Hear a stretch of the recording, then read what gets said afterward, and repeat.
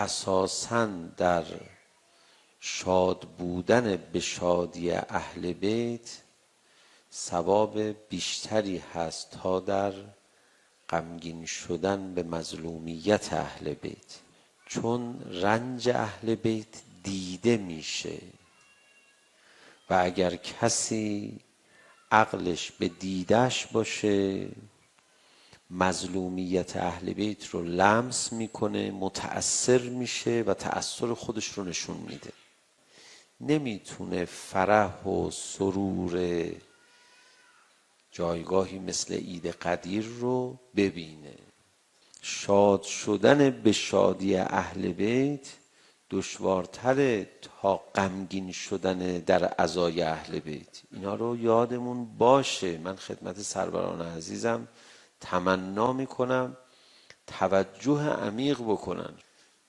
در روایت میفرماید در عید قدیر مورد عفو قرار میگیرن، مورد بخشش و مغفرت و رحمت قرار میگیرن مؤمنین بیش از ماه مبارک رمضان و شب عید فطر. شب عید فطری که هر کی در ماه رمضان بخشیده نشده باشه در شب عید فطر بخشیده میشه و بیش از تمام طول سال. میفرماد عید قدیر رو کسی گرامی بداره تا گناه کبیره انجام نداده اگه از دنیا بره تا سال بعد مات شهیدا. هر کاری شما در عید قدیر از ثواب انجام میدید ثواب 80 ماه عبادت رو به شما میدن. در روز عید قدیر هر بری، هر قدمی برای برادران دینی برداشته بشه لا تعد و لا تحصی. در روایتی امام صادق علیه السلام میفرماید اطعام به مؤمنین مانند اطعام همه انبیاء و صدیقینه. خود امیرالمؤمنین علی علیه السلام سخنرانی کردن عید قدیر، در روز جمعه‌ای بود، بعد مؤمنین رو جمع کردن بردن خونه امام حسن مجتبی علیه السلام، هم اطعام کردن مؤمنین رو، هم هدیه دادن بردن. و امام رضا علیه السلام سنتشون این بود عید قدیر هر کی می اومد خونه شب نگرش می داشت برای شام و میخواست بره هدایای متنوع از انگشتر تا پارچه تا هدایای مختلف میداد، اینا رو ببر برای بچه هاتون. امیرالمؤمنین علی علیه السلام سخنرانی میکرد، سفارش میکرد از اینجا رفتید برید به خانواده هاتون برسید، برید بهترین غذا رو برای خانواده‌تون تهیه بکنید. خیلی عجیب گرامی می‌داشتن.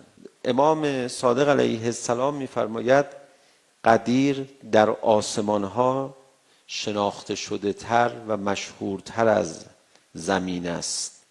فرشته‌ها گناه نمی‌کنن. کجا تضمین میشه گناه نکنن؟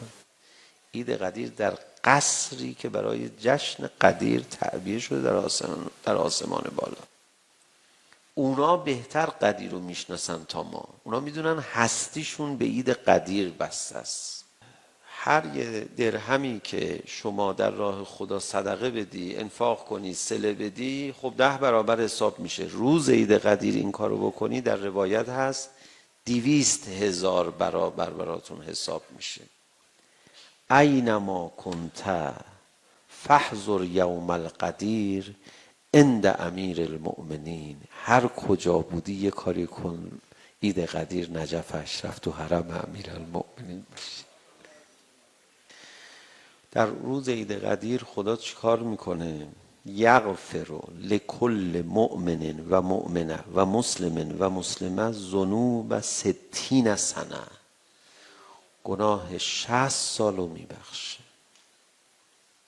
و یعتق من النار، نجات میده از عذاب الهی، ضعف ما اعتق من شهر رمضان و لیلة القدر و لیلة الفطر.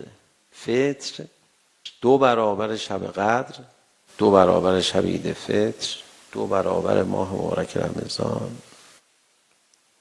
خدا از آتش جهنم روز عید قدیر نجات میده. خب در این روز دستور داده شده مؤمنین با هم مصافحه کنن، دست بدن، روبوسی کنن. آخر روایت رو 2 کلمه است میخوام بگم، جیغ نکشی ها.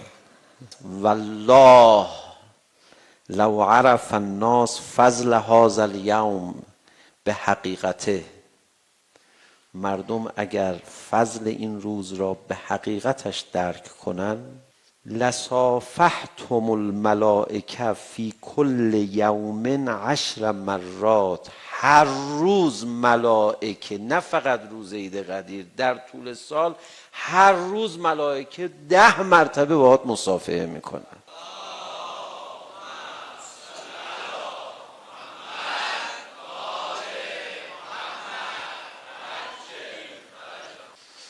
دست علی ابن ابی طالب علیه السلام رو بالا گرفت و من کنت مولاه فهذا علی المولاه. بعد اومد نشست.